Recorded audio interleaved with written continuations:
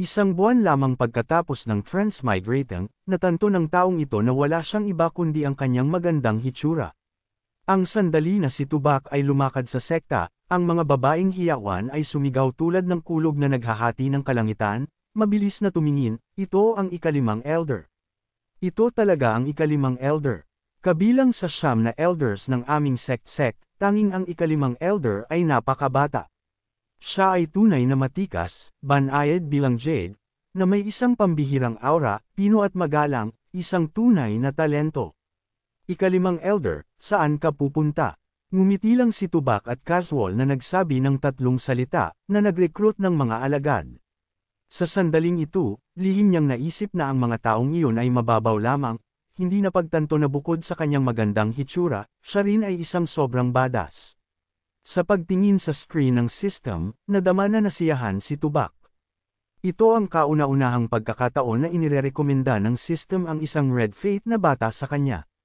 Ang mga istatistika ng kanyang malapit na maging babaeng alagad ay lumitaw sa screen, isang magandang batang babae na may isang pambihirang talento sa likas na talento. Natuwa si Tubak na sumakay sa hangin at ulap sa kanyang lokasyon. Ngunit ang hinaharap na babaeng alagad na ito ay kasalukuyang nasa isang kahabag-habag na estado. Nakahiga ng masakit sa lupa, namamanhid ang puso niya. Sa isang gabi lamang, nawala ang batang babae sa lahat ng kanyang pamilya. Ngayon siya mismo ay binubuli ng mga villain. Nang walang ibang pagpipilian, ipinikit niya ng mahigpit ang kanyang mga mata, naghahanda na tanggapin ang kanyang malupit na kapalaran. Ngunit sa sandaling iyon, ang thug ay biglang naglabas ng isang bibig ng dugo, nagbulong ng isang bagay na walang kahihiyan, pagkatapos ay gumuho at namatay sa lugar. Bata, nakita ko ang iyong mga magulang. Ako ang elder ng Sword Sect, ang ikalimang elder, Tubak. Handa ka bang dalhin ako bilang iyong Panginoon, sumali sa walang kamatayang sekta, at ituloy ang landas ng kawalang kamatayan? Tiningnan ni Carla ang gwapong tao sa harap niya, pansamantalang hindi sigurado kung ano ang gagawin. Nakakakita sa kanya na hindi sumasagot, nagpatuloy si Tubak, kung ayaw mo, isa sa alang-alang namin itong isang napalampas na kapalaran. Sinubukan niyang gumamit ng kaunting psikolohikal na pagmamanipula. Sa ganitong top-tier talent, ang isang mahusay na alagad na tulad nito ay hindi madaling maipasa. Sa hindi inaasahan, kaagad na sumang-ayon siya, Master, disipulo si Carla ay nagbabayad ng respeto kay Master. Tumango si Tubak na may kasiyahan. Kahit na hindi naisip, nagpakita pa rin siya ng malaking paggalang sa kanyang guro. Sa sandaling ito, biglang inihayag ng system, binabati kita sa host para sa matagumpay na pag-recruit ng isang alagad, na tumatanggap ng 10 omnipotent draw. Ito ang paggamot na dapat magkaroon ng isang kalaban. Gumuhit para sa akin. Ngunit pagkatapos nito, siya ay sinampal sa mukha, pagbati, ang host ay nakatanggap ng ordinaryong mga table task na muling pagdadagdag ng yuan, ordinaryong gamot na hemostatic, ordinaryong lason, ay mamamatay kung natupok. Si Tubak ay nag-iisa na tumingin kay Carla, Faith Child, magmadali at lumitaw para sa akin. Marahil ay narinig ng system ang mga reklamo ni Tubak. Ang kasunod na pagguhit ng patuloy na ipinapakita ng mga abiso, pagbati, natanggap ng host ang maalamat na gantimpala ng pamagat ng tier, anak ng destiny. Binabati kita host, ang halaga ng swerte ay umabot sa limitasyon nito. Ang kanyang pangit na mukha ay halos lumipad sa kalangitan, pagkatapos ay maligaya na pinangunahan si Carla sa sekta, habang ipinangako sa kanya, matapos mong mamaster ang iyong mga kasanayan, personal na tutulungan ka ni Master na maghiganti ngayon. Si Carla ay natural na sumang-ayon ng maligaya. Sa paglalakbay, nais niyang ipakita sa harap ng kanyang alagad, kaya sinabi niya, Disipulo, ngayon na sumali ka sa walang kamatayang sekta, ang Master ay may ilang mga salita na sasabihin. Alalahanin ng mabuti, sa mundong ito, walang maraming mga bayani na maaaring lumitaw upang makatulong sa iyo. Ngunit itinuro ni Carla ang isang babae na nailigtas lamang sa malayo. Sinampal muli sa mukha, mabilis na binago ni Tubak ang paksa, ang kultura ay dapat na hakbang-hakbang, huwag isipin ang pag-abot sa kalangitan sa isang paglukso. Ngunit pagkatapos lamang, ang isang pagsabog ng maniacal na pagtawa ay lumitaw, hahaha, sa wakas ako, hantam, ay nakuha ang 18 dragon na nasasakupang palad. Master, Ano ang mga dragon na nasample sa mukha sa pangatlong beses? Mabilis na binago ni Tubak ang paksa. Pa rin, ang pinakamahalagang bagay ay ang mabuhay para sa akin at masigasig na kultura. Sa wakas sinabi ni Carla, nauunawaan ng alagad, salamat Master sa pag-save ng aking buhay. Tiyak na masigasig ako sa kultura mula ngayon. Tulad ng ipinagmamalaki niya sa kanyang alagad, nakita ni Tubak ang isang babaeng alagad na nagmamadali na tumatakbo upang maibalik ang isang mensahe, na nagsasabing tinawag siya ng Grand Elder para sa isang pulong. Bumalik si Tubak kay Carla, magandang alagad, ibalik ang sword ni Master sa Sword Pavilion, babalik ako pagkatapos ng pulong. O tama, sa palagay ko mayroong mano-manong chi cultivation sa ilalim ng talahan na yan, tandaan na tingnan. Tandaan, huwag hawakan ang florera sa mesa. Sa wakas ay nag-recruit ng isang mahusay na alagad, labis na nalulugod si Tubak. Ngunit hindi niya alam na ang batang babae na ito ay ang kanyang pinakadakilang kaaway sa buhay na ito, siya mismo si Tubak. Pagkatapos magsalita, dahan-dahang lumakad si Tubak patungo sa pangunahing rurok. Di nagtagal ay nakarating siya sa pangunahing rurok, tulad ng dati, kung saan nagpunta si Tubak, ang mga babaeng alagad ng sekta ay lumubog. Ang pagkakaroon lamang ng recruit ng isang top-tier alagad, sabik na binuksan ni Tubak ang kanyang sariling panel ng katangian upang suriin, ngunit nabigo siya na hindi siya nagbago kahit isang buhok. Pinagsama siya ng system na sinasabi na kailangan niyang itaas ang antas ng kultura ng kanyang alagad para sa kanyang sarili na mag-level up.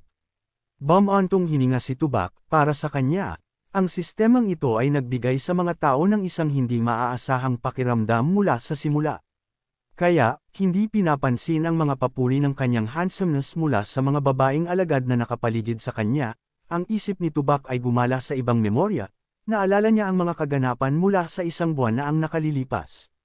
Sa una, siya ay isang couch patatas na kulot sa isang kumot na pagbabasa ng mga nobela, nakakalimutan na pumunta sa kanyang pagsusulit. Nagpasya siyang basahin ang 30 higit pang mga kabanata bago pumunta, ngunit sa hindi inaasahan na ang kanyang pantog ay masyadong puno, na humahantong sa isang regulasyon na dysfunction, na nagdulot sa kanya ng transmigrate. Ngunit hindi ba ito walang katotohanan para sa isang modernong tao? Agad siyang nagalit sa system, binabaliwala mo ba ako sa hindi ko pagbasa ng mga nobela? Sino ang magbabago dahil dito? Marahil na natakot ng kabangisan ng kalaban, ang system ay mabilis na nag-alok ng mga benepisyo.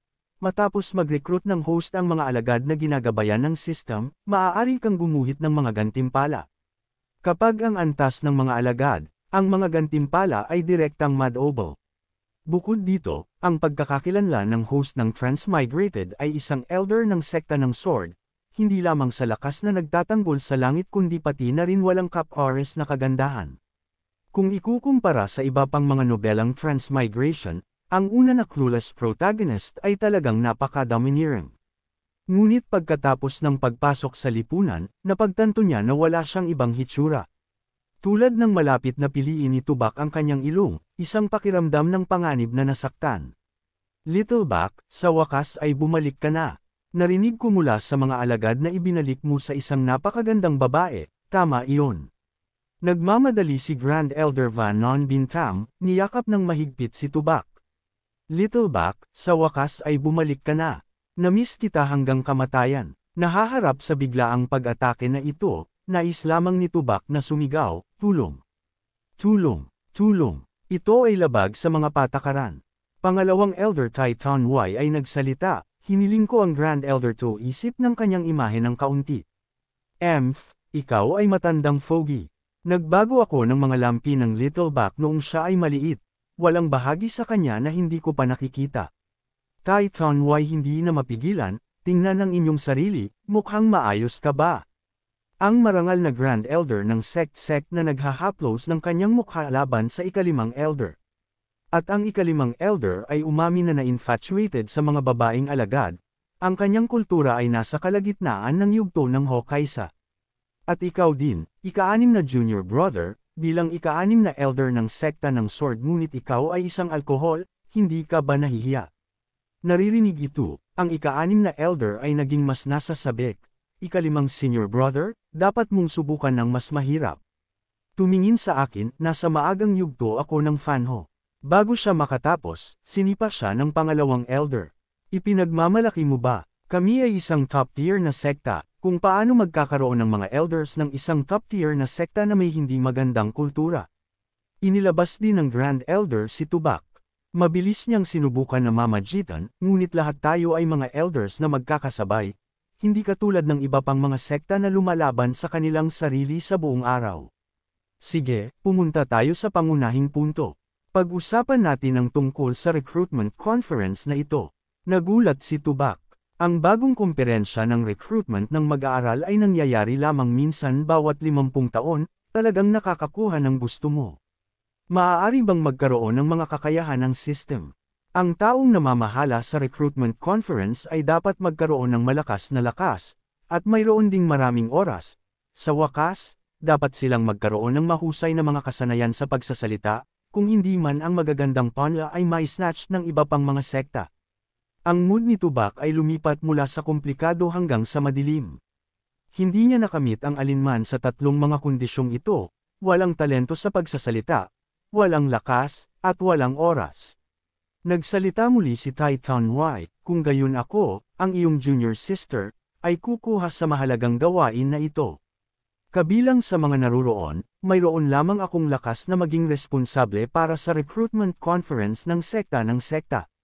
Ito ay isang magandang pagkakataon upang mapalawak ang impluwensya ng aming sword kick, at pagkatapos ay ang susunod na posisyon ng pinuno ng sekta ay maaari lamang maging akin. Sa hindi inaasahan, sinabi ng Grand Elder, sa palagay ko mas mahusay na hayaan ang maliit na bak na namamahala. Ang mga salitang ito ay ginawa silang dalawa na dumura ng dugo ng sabay-sabay. Sa pagsasalita tungkol kay Carla, itinapon na niya ang lahat ng mga salita ng kanyang Panginoon sa mga aso, na direktang hinawakan ang ipinagbabawal na garapon ng alak sa mesa at bumagsak ito. Sa kanyang tipang estado, nasisiyahan si Carla, bakit hindi ko matouch ang garapon na ito? Hindi mo ako hinayaan na hawakan ito? Hawakan ko pa rin ito, ano ang magagawa mo? Ang lasing na estado ni Carla ay nahuli ang mata ng isang matandang castrated na espiritu ng tandang. Bagaman lasing, naramdaman pa rin ni Carla ang papalapit na panganib at agad na sumigaw ng tulong. Kung paanong siya ay nakahiga sa ilalim ng castrated na tandang, isang tinig na may sorpresa na umalangaw, ang iyong relasyon ay hindi masama, ha? Ano ang pinaplano mong gawin sa aking alagad? Ang castrated rooster ay kumapit ng ilang mga paliwanag na tinutulungan lamang niya si Tubak na alagaan ang kanyang alagad at walang ibang hangarin. Sumimangot si Tubak, pagkatapos ay tiningnan ng walang laman na garapon sa kamay na may sakit na batang babae at nakaramdam ng mapait. Mapahamak ito, ang magandang buhay na alak ng tubig na masakit kung niluluto para sa ika-6 na junior brother, at ininom ito ng batang babae. Pagkatapos ay sinulyapan niya ang maliliit na iyon. Ang taong ito, pagkatapos na maging isang espiritu, ay walang kaparirikan sa buong araw. Maswerteng alam pa rin niya kung paano gawin ang mga gawaing bahay. Kung hindi, nais ko siyang mag-stud para sa hapunan ng mas maaga. Ang mahirap na anak na ito, ang mga magulang ay parehong namatay, at halos na biktima siya sa mga villain. Well, sino ang nagsabi sa iyo na maging maswerteng sapat na magkaroon ng isang gwapo at matikas na master tulad ko? Tulad ng pagbabago ni Tubak ng damit para sa batang babae, narinig niya ang kanyang pagbulong sa kanyang pangarap, Master, bakit hindi ka pa namatay? Sa sandaling iyon, ang ika-6 na junior brother ay sumabog sa, Senior brother, uminom ka ba? Ang silid ay amoy ng alkohol.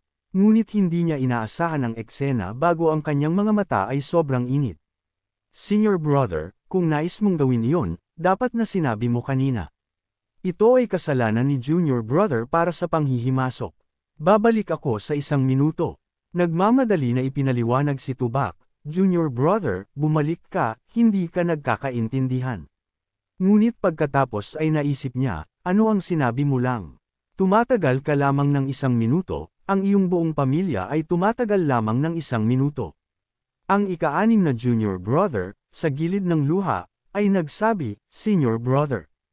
Ibig sabihin nito, ang alak ng buhay ng alak na ipinangako mo sa akin ay wala na. Ganap na hindi pinansin ni Tubak ang ika-6 na mga salita ni junior brother. Hindi yun ang punto ay ang kanyang imahe bilang isang matuwid na Ginoo.